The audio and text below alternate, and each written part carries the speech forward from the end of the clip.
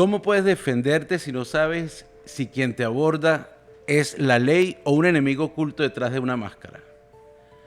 Hoy en el artículo 14 vamos a hablar de un tema que parece técnico pero es profundamente humano y político. ¿Qué pasa cuando un ciudadano no sabe si quien lo detiene es realmente un agente oficial o un encapuchado cualquiera? Lo que parece un detalle puede convertirse en una chispa de un conflicto interno de enormes proporciones. Acompáñame hasta el final y verás qué tan cerca estamos de algo así.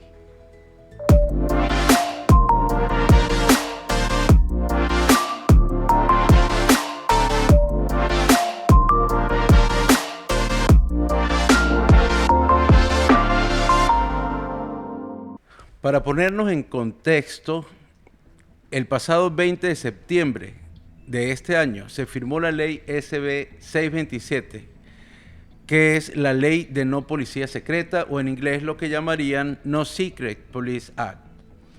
Esta ley la firmó el gobernador de California, Gavin Newsom, en la que prohíbe el uso de máscaras a todos los agentes del orden para el ejercicio de sus funciones o actividades propias de esas órdenes impartidas, así como el uso de sus identificaciones que los acrediten como agentes policiales, federales o militares, específicamente en las redadas, en los allanamientos y en las detenciones con carácter migratorio dentro del estado de California. La ley, a la que inmediatamente el Departamento de Homeland Security o Seguridad Nacional rehusó obedecer, alegando que en primer lugar la ley era inconstitucional, porque una ley estatal no tenía el alcance en la jurisdicción para aplicársele a agentes federales, lo que para ellos violaría la ley de la supremacía que establece el artículo 6 de la Constitución, que coloca a la ley federal por encima de una ley estatal.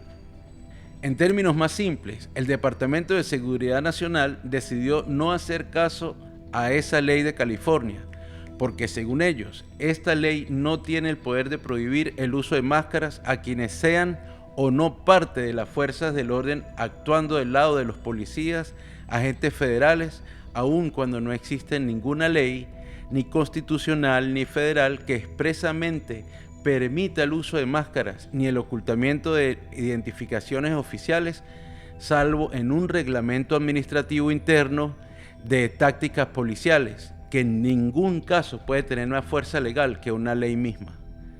En resumen, la Constitución de los Estados Unidos no reconoce expresamente el derecho de agentes federales a cubrir su identidad. Las prácticas de encapuchamiento provienen de protocolos internos, pero no están por encima de las leyes estatales. Bajo la pirámide de Kelsen, si existe algún abogado entre la audiencia, recordará que un reglamento administrativo no puede superar una ley estatal. El único argumento real sería la supremacía federal, pero requiere una base normativa clara, y en este caso, eso no existe. Pero ¿dónde estaría el problema? Si el manifestante o la persona que se va a detener se resiste a alguien encapuchado sin identificación, puede ser acusado de agresión y por supuesto va a ser arrestado y maltratado y procesado, como ya lo hemos visto en otras partes del país. Y sin embargo, lo han hecho en contra de ciudadanos americanos.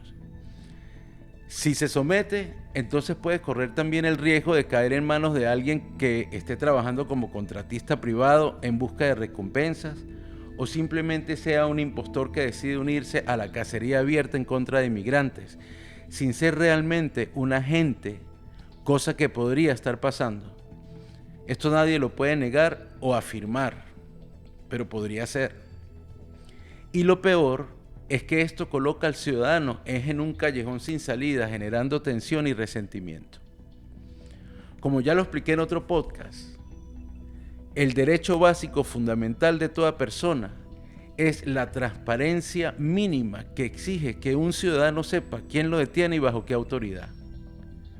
Lo contrario solamente trae como consecuencia es que estemos enfrentando una realidad donde los agentes encapuchados sin identificación nos recuerden prácticas de policías secretas en regímenes autoritarios. Y este tipo de prácticas erosiona la confianza pública y multiplica el miedo. Y los riesgos ¿Acaso se han tomado en cuenta? En Estados Unidos existen más armas que habitantes. Cualquier confusión en una protesta puede terminar en disparos. El discurso de odio y polarización se ha intensificado desde la Casa Blanca hasta las bases sociales radicalizadas. Y todo ha empeorado desde el asesinato del señor Charlie Kirk. Basta con ver en las redes sociales y los discursos de altos funcionarios del gobierno para ubicarnos en el contexto histórico delicado en el que estamos en este momento en los Estados Unidos. La declaración de Antifa como organización terrorista crea un enemigo invisible y abre la puerta a operativos discrecionales. ¿Por qué digo que es un enemigo invisible? Porque al igual que los términos antiamericano o antisemita, dependen únicamente de la interpretación de quien los use. Son conceptos ambiguos y subjetivos. Hoy podrías ser señalado tú como un enemigo de los Estados Unidos si criticas las políticas internas o externas del presidente.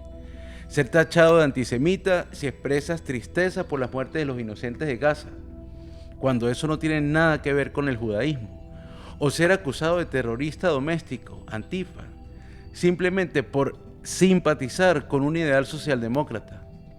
Y por si fuera poco, también puede ser considerado como un peligro para el país por el simple hecho de tener un color de piel distinto al estándar, o por hablar español, árabe o cualquier otro idioma que ellos no comprendan. En el discurso de la ONU, el presidente pareció confesar haber mandado a matar unas personas que venían en unas lanchas desde Venezuela. Él dice que con drogas, pero eso jamás se comprobó. Y como no hubo ataque previo, entonces se trató fue de una ejecución extrajudicial.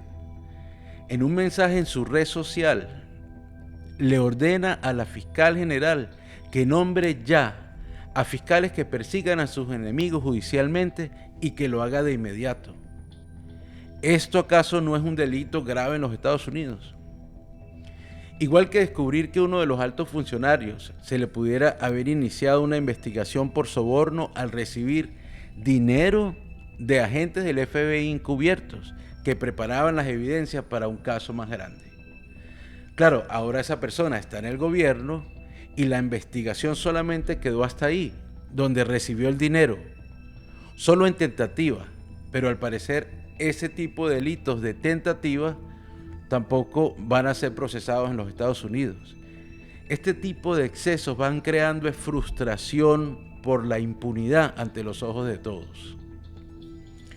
Miren, estamos en un punto donde basta un incidente de disparo en medio de la confusión para desencadenar represión masiva, resistencia civil y armada y una narrativa de guerra interna. Como lo estoy viendo yo, el país se arriesga a una escalada que algunos podrían interpretar como una guerra civil de baja intensidad. Y me pregunto entonces, ¿cómo puede sostenerse entonces un Estado de Derecho cuando la autoridad actúa de forma encubierta, imposible de diferenciar de un agresor civil?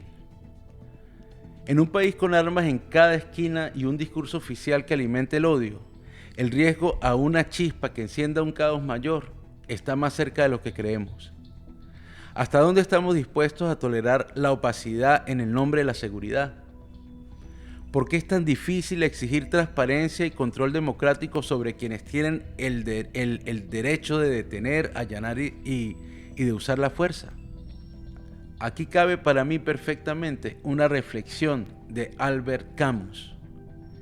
El mal que hay en el mundo viene casi siempre de la ignorancia, y la buena voluntad sin lucidez puede causar tanto daño como la maldad misma. Si este podcast te dejó clara la fotografía en torno a lo que se pudiera presentar en cualquier momento, suscríbete, coméntame, compártelo y sígueme en redes. Seguimos.